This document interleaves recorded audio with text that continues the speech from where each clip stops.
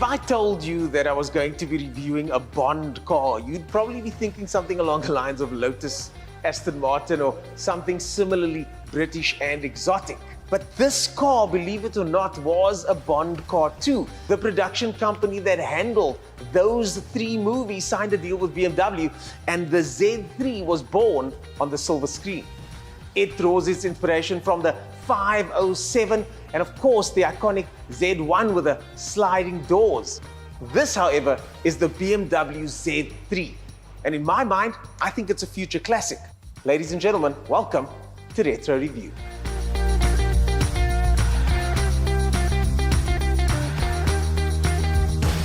If you're wondering where I'm actually at a very good friend and client's place, and it's a company that goes by the name of Mischief Sports Car Hire. Now, they've got Mischief Garage, they've got Hat Dynamics, but Mischief Sports Car Hire is actually a company that hires out Z3s just like this one. In fact, there's a fleet of them parked around me along with the rest of the collection.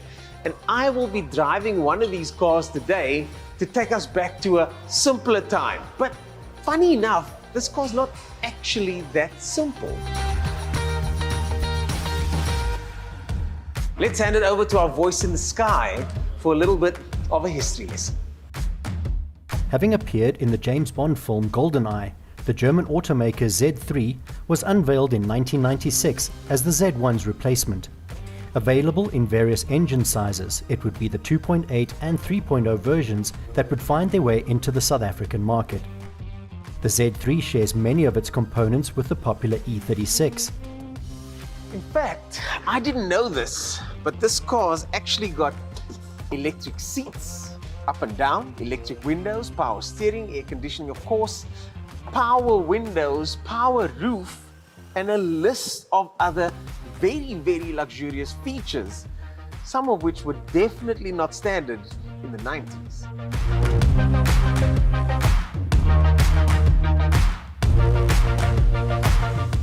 You see, at the time where this car was being sold, it went up against a much more cost-effective MX-5, MR2, and for me, the much more superior S2000.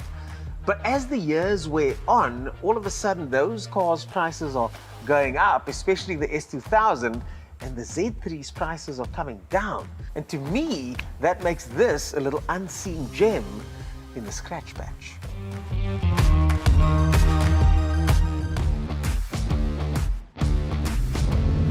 I've gone on record in saying that 90s motoring is peak motoring. It is the way that cars are supposed to be. It's the way that the car was intended to be designed and used and perfected. The six-cylinder engine pulls effortlessly, as is expected. And funny enough, BMW launched this car with a four-cylinder engine at the start. And then eventually, they then came with the 2.5, the 2.8, and the 3-liter. My favorite being the 2.8. Simply because of the way it sounds. So let's talk about the detail, shall we?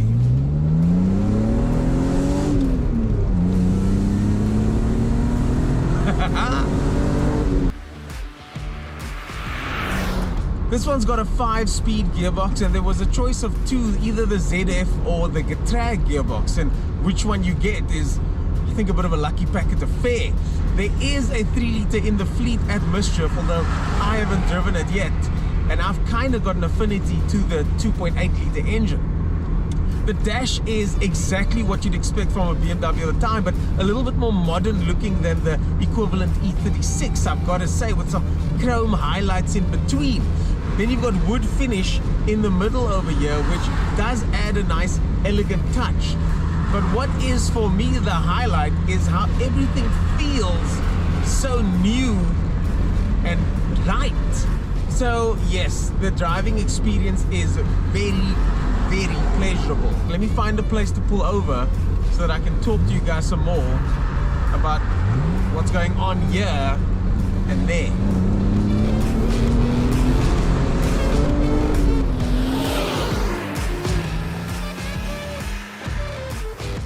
Now time to test the roof mechanism. I've been told foot on the brakes. Look at that. Oh, that's so quick.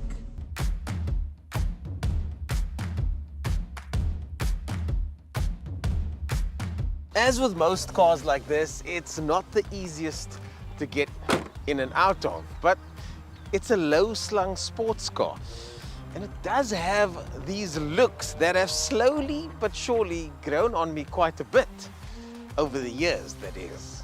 There was, of course, a facelift version as well if you're interested in being a little bit more up-to-date and modern.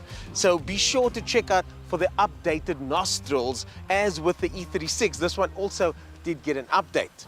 Then, of course, there's the interior. Now, there are storage compartments that I'm sure I don't know about, but this one over here, it's a little tiny sleeve just between the seats over there, and then of course you got the cubbyhole, which is also minuscule. But when you're in a car like this, who needs space anyways? You've got plenty space in the boot at the back there. Oh, or not. 1, 2 bags maybe? Yeah. It's got massive big side sills over here, which is why it's so tricky to get in and out of, but still not nearly as high as the equivalent S2000. The bonnet latch is found over here, and there she is. BMW's famed 6-cylinder, and this one is still absolutely stock standard. This over here says 1.5 tons, which is substantially heavier than a MX-5 or even an S2000, so don't expect the same sort of nimble feel. Because it's BMW's trusted engine, the things that go wrong on here are pretty obvious. You could have a varnish issue over there, you could have a cam sensor problem, you could have an airflow meter issue over here, or you could just have a timing issue.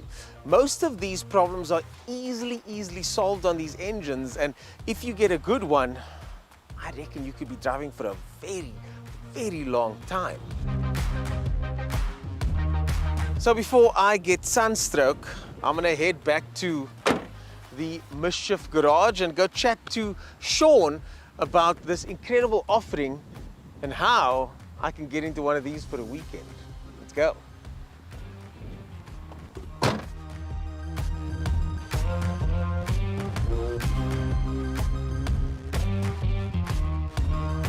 It was time to head back and chat to Sean O'Connell from Mischief Garage.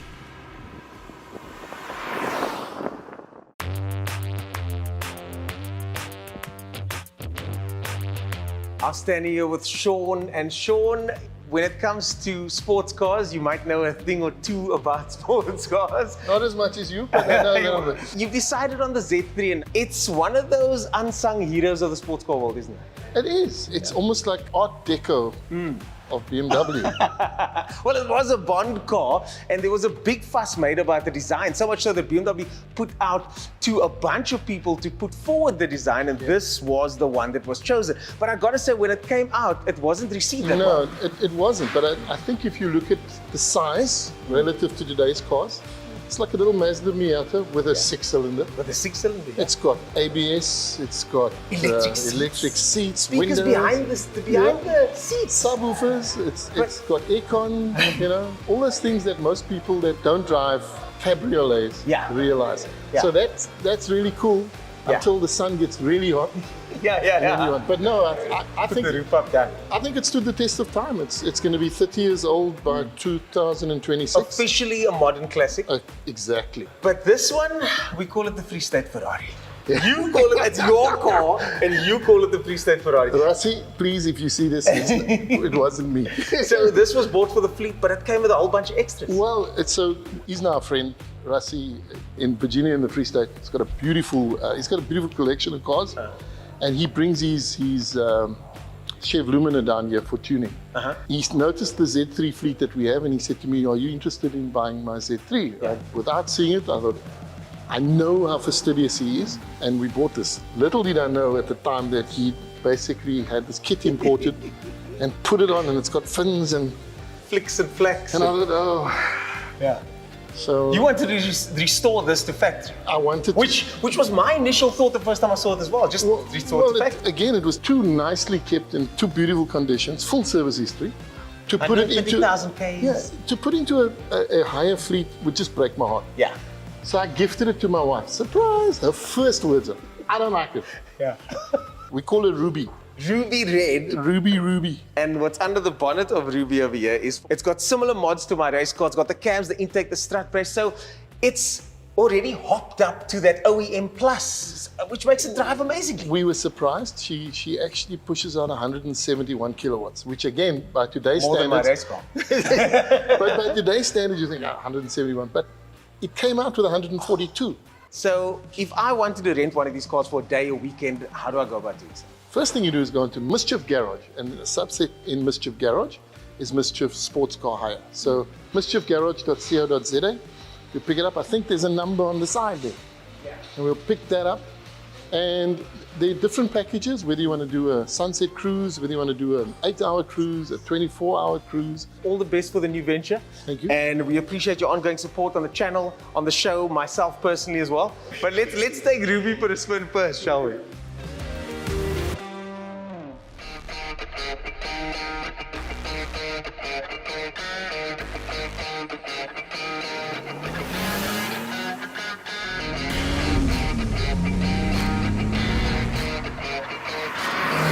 We just dropped off this beautiful car back at the owner's place. And if you, like me, like sports cars, retro cars, slightly older cars, this is the segment for you. Let us know if you'd like us to retro review your car and get in touch so we can make that happen.